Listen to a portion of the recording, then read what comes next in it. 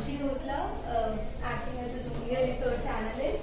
So today we'll talk about Deepak Nitrite, one of the chemical companies जो chemical companies को China +1 trend के बाद बहुत benefit हुआ है all the chemical companies in India, क्योंकि चाइना में सबसे ज्यादा, चाइना के पास सबसे ज्यादा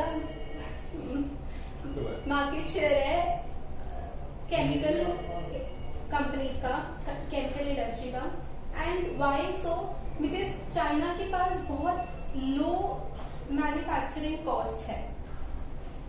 सो आफ्टर कोविड सभी कंट्रीज ने सोचा कि हम चाइना +1 ट्रेंड निकालते हैं in which we will invest in some other countries as well instead of China only. सो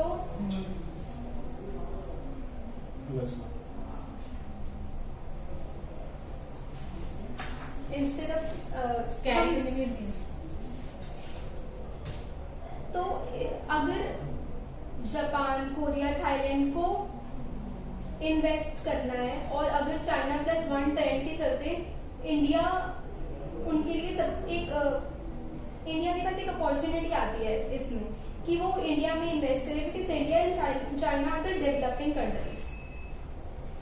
सो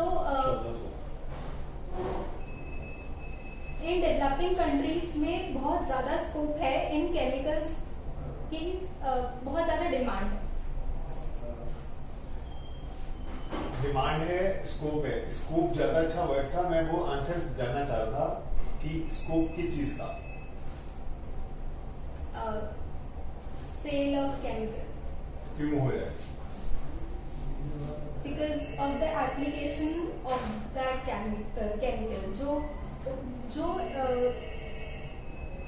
उस केमिकल की जो एप्लीकेशन है, वो जिस प्रोडक्ट बनाने में यूज हो रहा है, उन प्रोडक्ट्स की डिमांड बढ़ रही है.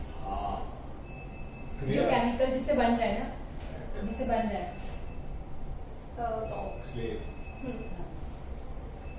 जो प्रोडक्ट है, अगर उसकी डिमांड बढ़ी तो उस प्रोडक्ट को बनाने के लिए जो केमिकल यूज हो रही है उसकी भी वो.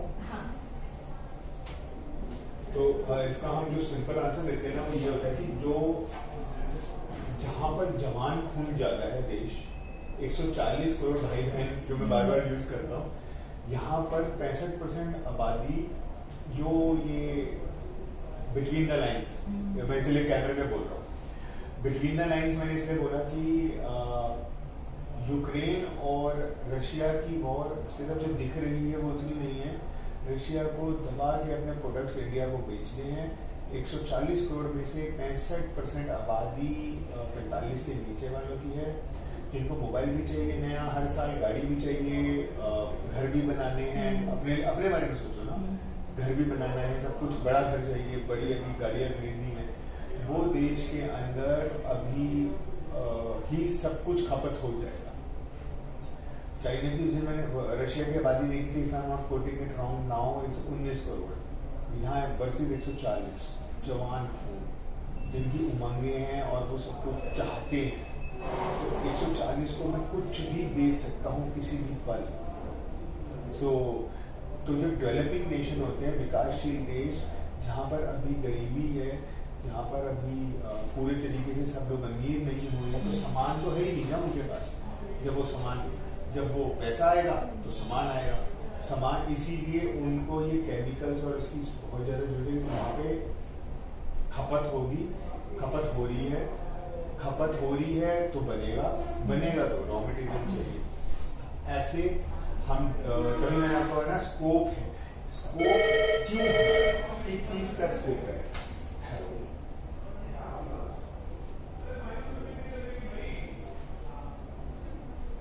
नहीं, मैं अभी मैं बताता हूँ. दीपक नाइट्राइट 1970s में शुरू हुई.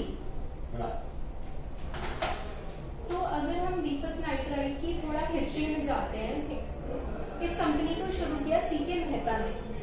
सीके मेहता केमिकल की ट्रेडिंग करता था. CK Mehta was involved in the business of chemical trading. At that time chemicals जैसे कि सल्फर और caustic soda, and he used to control the demand and supply in India. उसको बाहर से इंपोर्ट करने के बाद इस ट्रेडिंग 20 साल तक ये ट्रेडिंग करने के बाद उसको रियलाइज हुआ कि मुझे एक प्लांट इंडिया में सेटअप करना है केमिकल का। तो उसने सोडियम नाइट्रेट केमिकल का प्लांट सेटअप किया in Gujarat. This he did in 1970s। इस प्लांट को सेटअप करने के लिए क्योंकि ह्यूज कॉस्ट इन्वॉल्व होती है तो ही इंट्रोड्यूस्ड IPO एज वेल उसी वक्त 1972 and he invested close to 2.5 crores for that plant, first plant. By the time मतलब अगले 2-3 सालों के अंदर 1973-74 के अंदर उसको 40 से 50 लाख का प्रॉफिट भी हुआ और उस टाइम पे ये profit is a huge amount. So this is how Deepak nitrite start हुआ। अब सीके मेहता का बैकग्राउंड केमिकल इंडस्ट्री से नहीं था, तो जब इनके सन एंटर्ड द बिजनेस, इनके बेटे का नाम था दीपक मेहता, जब वो बिजनेस में आए तो इनका बैकग्राउंड था केमिकल्स का, तो इन्होंने तो एकदम से कंपनी में मतलब इंटरेस्टिंग डेवलपमेंट्स होना शुरू हुए जिसके चलते इन्होंने 3 एक्विजिशंस भी किए। पहला 1984 में इन्होंने सह्याद्री डाइस्टफ नाम की कंपनी एक्वायर करी फ्रॉम मफतलाल इंडस्ट्रीज। इसी तरह 2000 में इन्होंने एक्वायर किया आर्यन पेस्टिसाइड्स लिमिटेड और 2006 में वसंत केमिकल्स।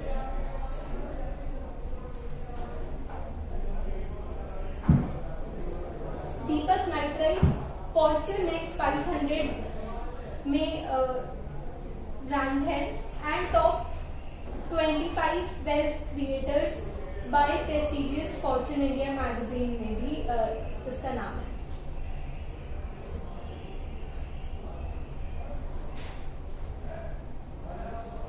अब बात करते हैं दीपक नाइट्राइट के क्लाइंट्स के। तो Deepak nitrite Reliance, Indian oil जैसी companies, Hindustan petroleum, PNG, Bharat petroleum, इसके अलावा Sudarshan chemicals, Unilever, Bayer's crop science. So all these are the clients of Deepak Nitrite, which includes domestic as well as international clients. So Deepak Nitrite is among world's top 3 producer of ये 3 chemicals हैं, xylidine, humidines and oxygens. तो Deepak nitrite is among the world में top 3 producers. 70% market share है इनका। इनके जो chemical है sodium nitrate, sodium nitrite and nitrotoluenes. अब हम दीपक नाइट्राइट का मैनेजमेंट। तो दीपक नाइट्राइट की मैनेजमेंट में एक अच्छी चीज है कि मैनेजमेंट में बहुत ज्यादा चर्न नहीं है। बेसिकली जो भी इनके CFOs, CEOs वो बहुत टाइम से चलते आ रहे हैं, over the long period of time, मतलब बार बार चेंज नहीं हो रहे हैं। तो ये एक अच्छी चीज है इनकी मैनेजमेंट में। इसके अलावा जो इनके चेयरमैन एंड MD है दीपक मेहता, इनके पास 40 इयर्स का एक्सपीरियंस है केमिकल इंडस्ट्री में and he is also the chairman of national chemical committee at FICCI। इनके फादर ने कंपनी स्टार्ट करी थी CK Mehta and then Deepak Mehta and 3rd generation is now the CEO of the company Maulik Mehta.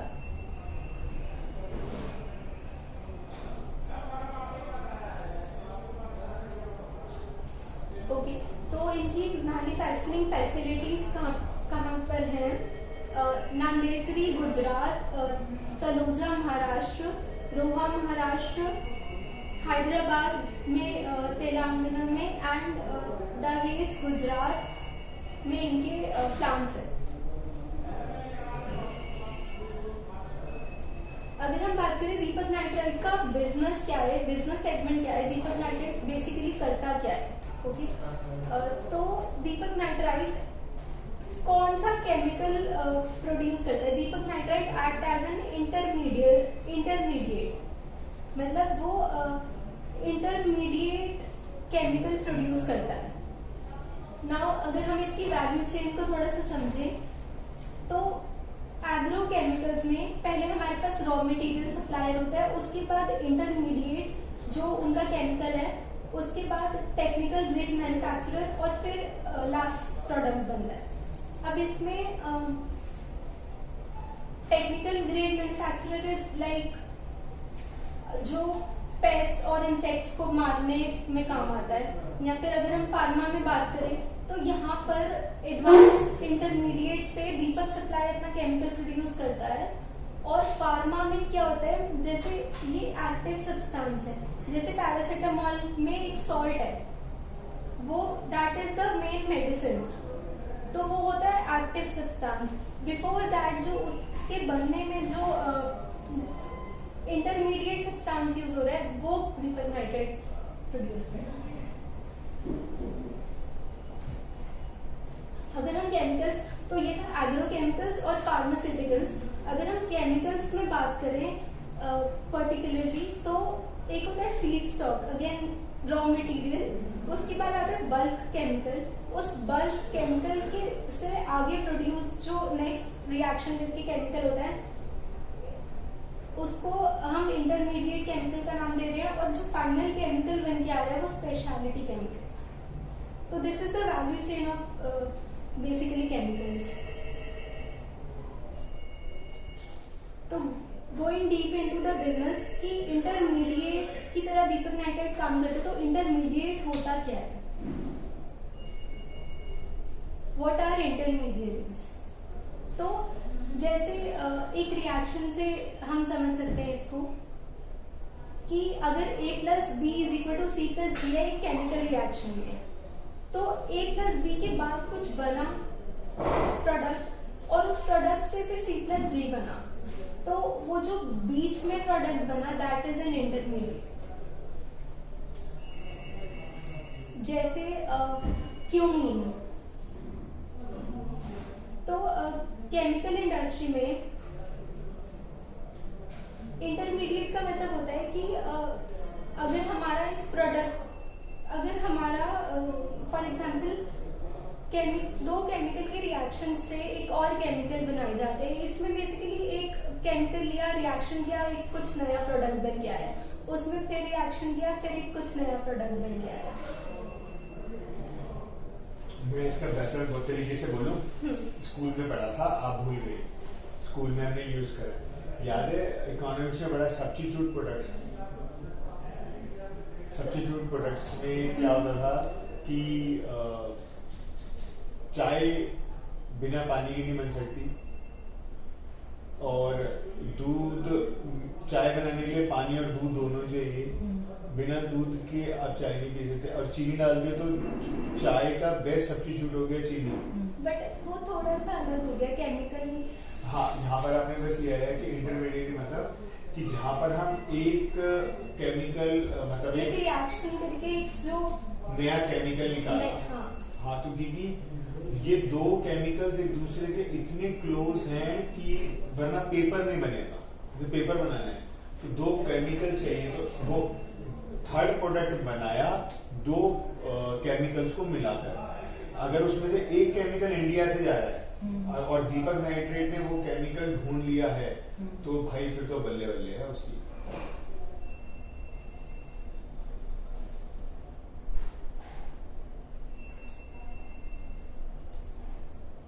एक चीज और है इंटरमीडिएट को समझने के लिए कि हमने एक रिएक्शन करके एक केमिकल बनाया जिसको हम इंटरमीडिएट का नाम दे रहे हैं, बिकॉज उस रिएक्शन से जो केमिकल बना है उसका अपने आप में कोई यूज नहीं है, उसको आगे फिर से फर्दर रिएक्शन करके प्रोडक्ट बनेगा।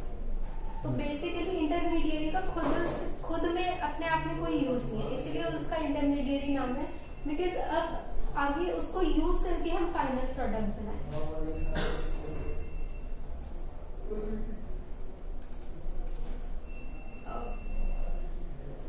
तो 3 बिजनेस सेगमेंट्स है दीपक नाइट्राइट के, basic chemicals, fine and speciality chemicals और परफॉर्मेंस प्रोडक्ट्स। तो अगर हम सबसे पहले बेसिक केमिकल्स की बात करते हैं, तो बेसिक केमिकल्स की एप्लीकेशंस किसमें है? Colourant, rubber chemicals, explosives, dyes, pigment, food colours, pharmaceuticals, agrochemicals, petrol and diesel blending. तो इन सब में बेसिक केमिकल में दीपक नाइट्राइट कौन से प्रोड्यूस करते हैं?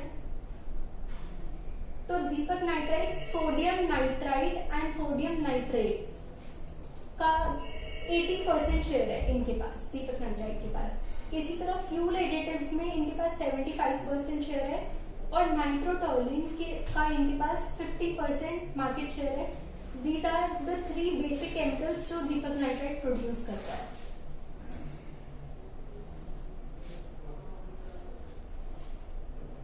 इस 3 बेसिक केमिकल्स को मोस्ट ऑफ द रिफाइनरीज जैसे कि Reliance industries, Indian oil, they are the customers. And Deepak nitrite के पास मार्केट लीडरशिप है 75% मार्केट शेयर के साथ।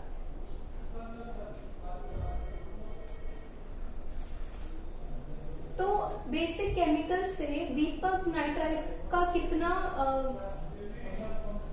सेल्स का कंट्रीब्यूशन हो रहा है या फिर कितना प्रॉफिट का कंट्रीब्यूशन हो रहा है? That is 17%। सेल्स का कंट्रीब्यूशन, टोटल रेवेन्यू का 17% एंड टोटल प्रॉफिट का 16%।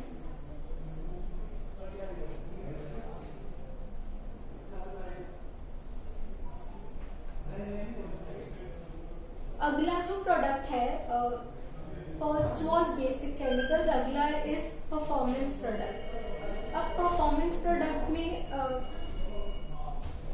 पहला again there is a value chain which Deepak nitrite, value chain of chemicals that Deepak nitrite produce.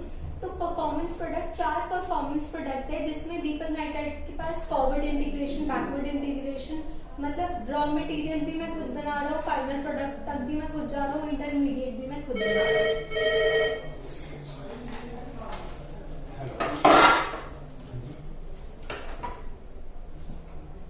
हाँ, मैंने वो आपकी टेबल पे रखा था एक अच्छा, उसमें देखा एक है जो नहीं है।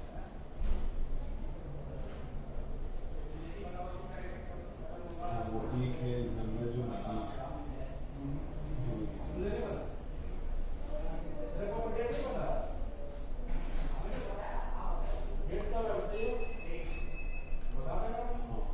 ठीक है, मेरी कॉमोडिटी का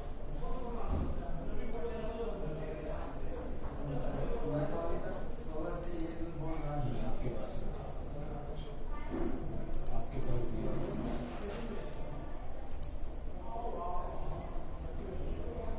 हाँ, मैं देखता हूँ। हाँ, मैं देखता हूँ।